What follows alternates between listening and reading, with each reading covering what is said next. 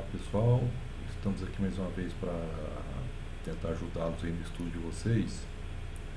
E hoje a gente vai tratar de um problema muito corriqueiro na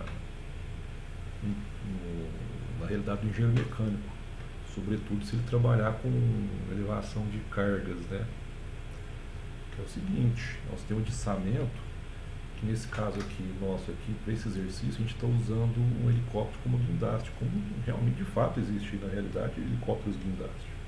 Mas poderia ser um guindaste propriamente dito, poderia ser uma grua, poderia ser uma ponte rolante, uma talha. Então, mas nesse caso aqui é um helicóptero, tá? Bom, então eu tenho um helicóptero conectado a um sistema de cabos cujo objetivo é içar um container. Então tem essa configuração aí. O primeiro cabo principal, que ligado direto ao gancho, tem comprimento L1, mais 4 cabos de comprimento L2. Tá? Bom, e os lados do container são A e B. Então, a geometria do problema nos induz a destacar esse triângulo azul, né, que ele vai ter um lado a hipotenusa L2 e o cateto adjacente desse triângulo destacado é L2'. Como é que a gente obtém isso, né? Ele tem, eu só planifiquei aqui, destaquei do lado o triângulo, que vai fazer um ângulo alfa horizontal. Bom, então como é que a gente determina esse L2'? É simples, então baseado na geometria, é simplesmente essa cara aqui, raiz quadrada de A sobre 2 ao quadrado mais B sobre 2 ao quadrado. Então com isso, e com o L2 que eu conheço de cara, que eu conheço o sistema, eu sei que o meu cosseno de alfa é L2' sobre L2. Então eu consigo determinar alfa. Então olha só que interessante, aqui eu tenho o meu sistema físico, só que eu quero achar um modelo mecânico, né? Quando a gente fala modelo mecânico, é um sistema massa-mola, né? Aqui a ancoragem aqui em cima é o helicóptero, né? Representando o helicóptero. Essa primeira mola aqui é representando o cabo 1, e essas 4 molas aqui, que estão em paralelo, né, para essa configuração, representando os 4 cabos L2. E a massa aqui é a massa do container. Então, cada elemento desse aqui tem uma rigidez, né, que vem lá da resistência dos materiais, rigidez de cabo. O cabo só suporta a solicitação axial de tração, e axial, né? Então eu vou ter uma solicitação axial nesse cabo L1 e 4 solicitações aqui, um em cada cabo. Então são 4 molas. E a rigidez, a forma vem lá do resistência dos materiais. Então, para esse L1, que é a primeira mola, está destacado ali, e para L2 eu vou ter uma associação em paralelo, perceba, em paralelo, os 4 cabos. Tá? Então, só que tem um negócio, como os cabos estão inclinados aqui e o içamento é na vertical, né, a ação de mola de cada cabo aqui tem que ser decomposto na direção vertical. A decomposição da ação de mola desses cabos na horizontal se cancela aqui e não tem ideia de interesse. Como o içamento é na vertical, tem que decompor na vertical. Então, como eu conheço o ângulo, fica fácil, né, eu decompor essas rigidezes. Bom, então eu tenho a rigidez 1, que é devido ao cabo 1, e as 4 rigidezes aqui já decompostas. Então você vai ser o K2 daquele cabo lá decomposto na vertical, como está aqui. Então a gente vai levantar aqui o conceito de associação de molas. Nem sempre o sistema vibratório funciona com a mola acoplada lá, ele tem uma associação de molas, para cada associação tem uma particularidade. Então olha só, esses 4 cabos conectados estão associados paralelo. Se isso é verdade, para cada cabo, a rigidez que vem lá da resistência dos materiais, essa cara aqui, para cabo, é o módulo de elasticidade do cabo 2, a área da seção transversal desse cabo é dividido pelo comprimento desse cabo, no caso o cabo 2. Como eu tenho associação em paralelo, então eu vou chamar de um K equivalente linha.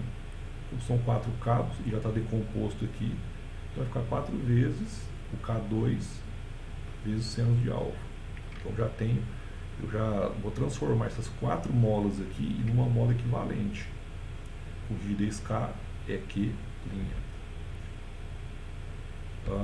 Então, desse sistema aqui, eu já passo para um outro sistema, que é o K1 permanece e o K aqui que eu acabei de calcular aqui. Bom, só que ainda assim eu tenho uma associação de molas. Eu tenho aqui uma associação em série, né? O que era em série e um paralelo aqui, o de paralelo eu já fundi em um só. Mas ainda assim eu tenho uma associação em série. Então, quando a gente tem associação em série, a gente tem uma formulação dedicada. Então, se isso acontece, eu vou transformar tudo isso aqui num sistema final, num K equivalente final, onde o K1 é dado por modularidade daquele cabo, a área de seção transversal sobre o comprimento.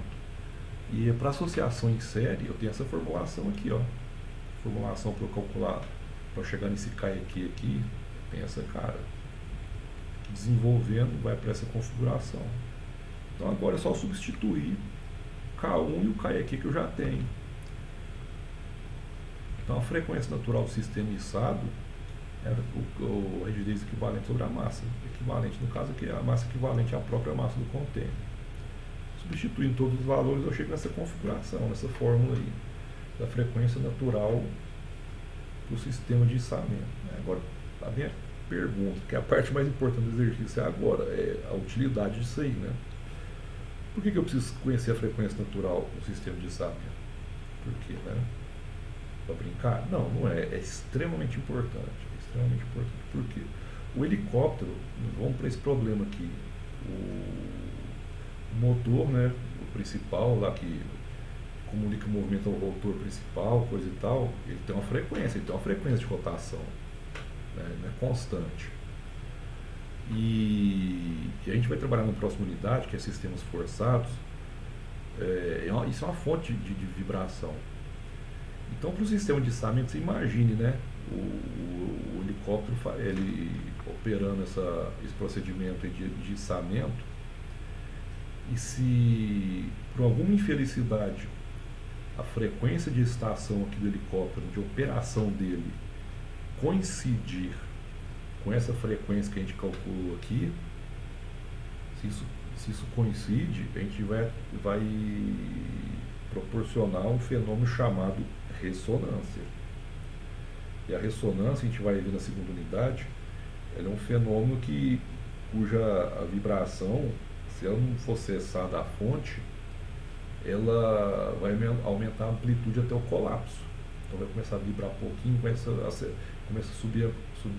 aumentar a amplitude de vibração até o colapso, até a resistência do sistema.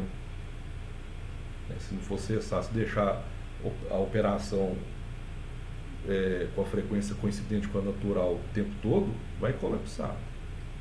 Então, de vez em quando, você vê alguns sistemas aí, a gente não sabe por quê, né? O cara erguendo uma carga, lá içando uma carga, começa a vibrar do nada, né? Começa a vibrar do nada. Então, tudo tem uma razão.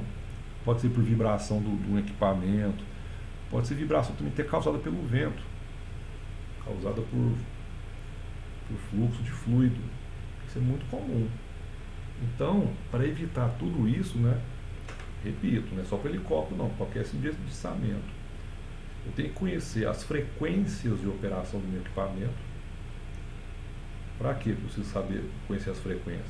Para quando eu calcular esse ômega N aqui, ó, do sistema de içamento, eu saber se esse ômega aqui vai coincidir com alguma daquelas. Porque se isso ocorre, o que é fácil? Eu sento e choro? Não. Vou trocar o helicóptero também? Não. A hora de equipamentos como esse é uma hora caríssima. Então é muito simples. Se eu sei calcular a frequência natural do sistema de içamento, e eu sei que ela depende do material, no caso do módulo elasticidade, depende da geometria, né, da área e do comprimento, e da configuração da disposição dos cabos, então eu consigo ressintonizar o meu sistema. O que é ressintonizar? É recalcular aqui a minha frequência natural, de forma que nenhuma daquelas frequências naturais do meu sistema de içamento possa coincidir com as frequências natural. Tá certo? Então o problema seria simples, um slide só se consegue resolver, mas é de extrema importância.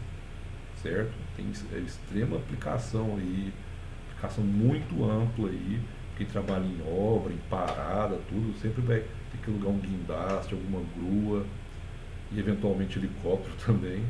Então tem que saber disso aí, fazer essa conta para que não haja problema, tá certo? Então espero que tenha sido útil e proveitoso o exercício. Nos vemos na próxima aí. Até logo.